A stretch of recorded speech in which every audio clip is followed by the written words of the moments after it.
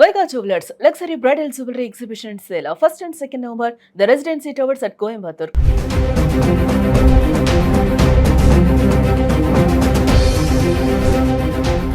Suman TV ప్రేక్షకులకు నమస్కారం.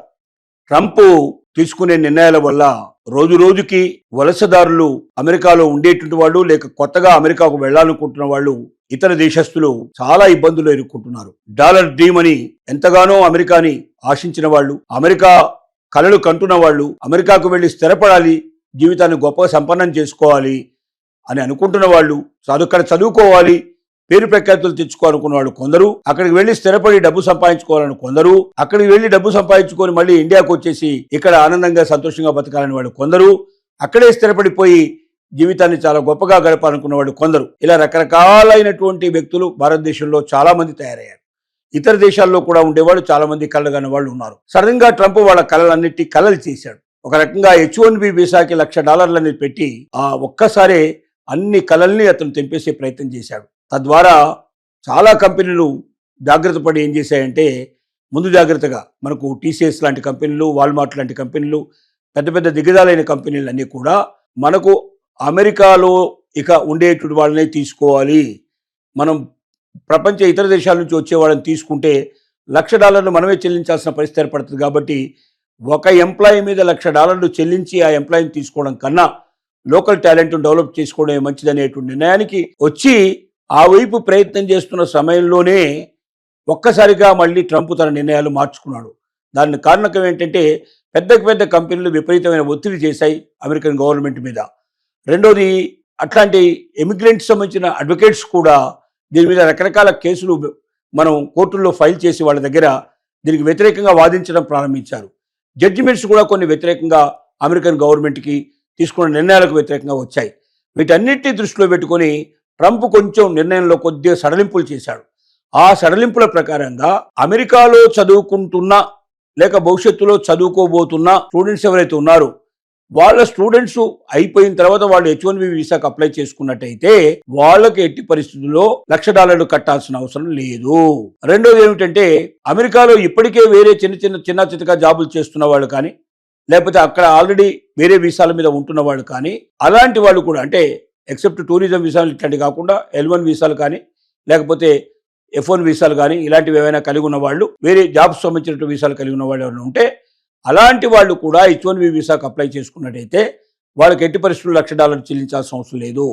ఒక కంపెనీలో H1B వీసా మీద వచ్చి అక్కడ పూర్తయిపోయినాక వేరే కంపెనీకి వెళ్ళాలనుకున్న వాళ్ళు కూడా H1B వీసా కోసం మళ్ళీ ప్రత్యేకంగా $1,00,000 చెల్లించాల్సిన అవసరం లేదు. అంటే అమెరికాలో ఒకసారి ఏదో రకంగా స్థిరపడిన వ్యక్తి తిరిగి H1B వీసాకు అప్లై చేసుకున్నట్టయితే అలాంటి వ్యక్తులు ఎవరు కూడా $1,00,000 కట్టాల్సిన అవసరం లేదనేటువంటి విషయాన్ని అనౌన్స్మెంట్ చేయడం వల్ల ఒక్కసారిగా ప్రపంచ దేశాలని కూడా ఊపిరి పీల్చుకున్నాయి. దాంట్లో భారతీయులు ముఖ్యంగా, ఎందుకంటే వచ్చేటువంటి L1B వీసాల్లో ప్రతి సంవత్సరం కూడా ఆల్మోస్ట్ ఆల్ H1B వీసాల్లో 171% వీసాలు భారతదేశానికే వస్తున్నాయి. దీని తర్వాత చైనా రెండో స్థానంలో 21% వస్తుంది వాటికి. అంటే ఈ రెండు దేశాలు కలిపి ఆల్మోస్ట్ ఆల్ స్టీప్ చేసినట్టే, సుమారుగా 92-93% ఈ రెండింటికే వచ్చినట్టయితే మిగతా ఏదో మిగిలినటువంటి 7-8% మాత్రమే ప్రపంచ దేశాలన్నీ పంచుకుంటున్నాయి. అంటే ఎక్కువ ఎఫెక్ట్ అవుతున్నది భారతదేశమే. కాబట్టి భారతీయులు ఊపిరి పీల్చుకున్నారు ఒక రకంగా. ఎందుకంటే F1 వీసాకి ప్రత్యేకంగా వేరే అంత గొప్ప డబ్బులు పెట్టాల్సిన అక్కర్లేదు. కానీ ముందు స్టూడెంట్గా అక్కడికి వెళ్ళి అక్కడ స్టూడెంట్షిప్ కంప్లీట్ చేసుకున్న తర్వాత H1B వీసాకు మనం అప్లై చేసుకున్నట్టయితే $1,00,000 కట్టాల్సిన అవసరం లేదు. మోరోవర్ ఇంకేంటంటే, ఇప్పుడు పోటీ కూడా తగ్గిపోతుంది. గతంలో అయితే ఏంటంటే, భారతదేశంలో తయారైన మేధావులు చాలామంది ఇక్కడ చదువు పూర్తి చేసుకొని అమెరికాలో కంపెనీల కోసం H1B వీసా కోసం దరఖాస్తు చేసుకున్నప్పుడు కంపెనీలు వాళ్ళలో ఉన్న మేధావులందరినీ తీసుకెళ్లే ప్రయత్నం చేసేది. అలాంటి మేధావులు ఇప్పుడు అక్కడ రావడానికి అవకాశం లేదు. కారణం ఏంటంటే, $1,00,000 అక్కడ ఉన్న కంపెనీలు పే చేసి ఇండియాలో ఉండే ఎంత పెద్ద మేధావులైనా తీసుకోవాలనే ప్రయత్నం చేయడం ఇంకా తప్పదనుకునే పరిస్థితుల్లో ఆ టాలెంట్ ఎక్కడ దొరకదు అమెరికాలో అనుకున్నప్పుడు తప్ప 99.9% ఎవరిని కూడా ట్రంప్ ఉన్నంతకాలం, ఈ విధానం ఉన్నంతకాలం కొత్త మేధావులు ఎవరిని కూడా భారతదేశం తీసుకెళ్లే పరిస్థితి లేదు. కానీ అదే సమయంలో గతం లోపల అమెరికాలో స్టూడెంట్షిప్ చేసినప్పటికీ L1 వీసా మీద అక్కడికి వెళ్ళినప్పటికీ ఇతర వీసాల మీద వెళ్ళే వాళ్ళకి H1B వీసా దొరుకుతున్న నమ్మకం లేదు. అక్కడ H1B వీసాలో వాళ్ళకి ప్రత్యేకమైన ఏవైనా ఇచ్చేవాళ్ళు కారు, వాళ్ళకి ప్రత్యేకత ఇచ్చేవాళ్ళు కారు. ఎందుకంటే ఎక్కువగా భారతదేశంలో ఉన్న మేధావులు వీళ్ళకన్నా మించిపోయిన వాళ్ళు దొరికేవాడు కాబట్టి ఇతర దేశాల్లో ఉండే మేధావులు వీళ్ళకన్నా మించిపోయేవాళ్ళు దొరికేవాళ్ళు కాబట్టి ఎక్కువగా వాళ్ళకు ప్రిఫరెన్స్ ఇచ్చేవాళ్ళు. కానీ ఒక రకంగా అది అదృష్టమో దురదృష్టమో ట్రంప్ తీసుకున్న నిర్ణయాల వల్ల అమెరికా దాకా వెళ్ళి చదువుకున్న వాళ్ళు అక్కడే ఉద్యోగానికి అర్హత సంపాదించుకొని H-1B వీసాలలో వాళ్ళ ప్రత్యేకత నిరూపించుకుంటూ అత్యధికమైనటువంటి ఉద్యోగాలు సంపాదించే అవకాశాన్ని ట్రంప్ సంపాదించి పెట్టాడు. ఈ ట్రంప్ తీసుకున్న కొత్త నిర్ణయం వల్ల విద్యార్థుల్లో విపరీతమైన ఉత్సాహం పెరిగింది. ఏదో రకంగా F-1 వీసా తీసుకొని అమెరికాలో ప్రవేశించి అమెరికాలో చదువు ముగిస్తే మనకు H-1B వీసా దొరికినట్టే లెక్క అనే నిర్ణయానికి వచ్చారు. కాబట్టి కొన్ని చెడు పనులు అంటే ఒక్కొక్కసారి కొంతమందికి నష్టం చేకూరిస్తే మరికొందరికి లాభం వచ్చే అవకాశం ఏర్పడింది.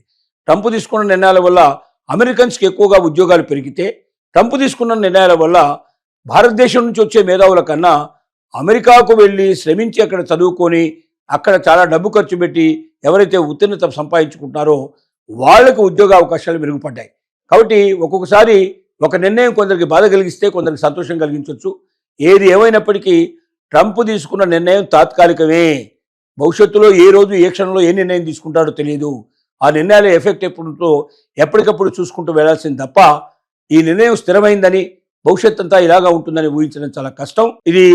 దీన్ని దృష్టిలో పెట్టుకొని ప్రతి క్షణం ట్రంప్ నిర్ణయాలు ఎప్పటికప్పుడు చెక్ చేసుకుంటూ దాని ప్రకారంగా మన భవిష్యత్తును మలుచుకోవాల్సిన అవసరం ఉందని మాత్రం తస్మాత్ జాగ్రత్త అని చెప్తూ ముగిస్తున్నాను.